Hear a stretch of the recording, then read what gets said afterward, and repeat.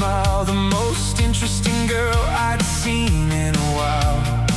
The engine purred when she twisted the key, like she knew exactly what it'd do to me. She said, "Can you handle the speed?" I knew I couldn't, but I nodded and agreed. She laughed and revved it as I jumped on the back. Now I'm shitting my pants and sucking on a tic-tac. This is the ride of my life, in more ways than one.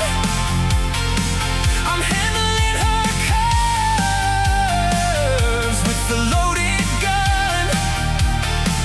This is the ride of my life, but I fought it and followed through. I'm just hoping you don't smell it, 'cause I'm addicted to you.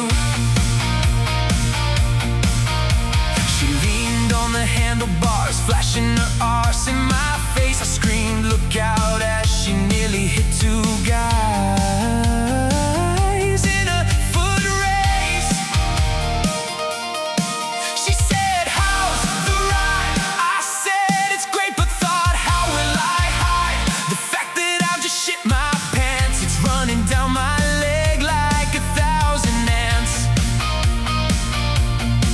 She said, "Man, are you ready to jump off?" How the fuck can she not smell? It's beef stroganoff. She laughed again and came right to a stop. Luckily, she got off to get ciggies from a corner shop. It was the ride of my life, in more ways than one.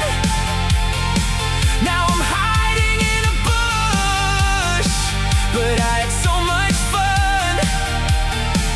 It was the ride of my life, but I had to take off all of my clothes. I said, "You coming skinny dipping, covering my knob with a rose." Needless to say, I never saw her again, but I hope she still thinks of me now and then. I was probably the first guy to shit on her bike, and certainly the first naked driver.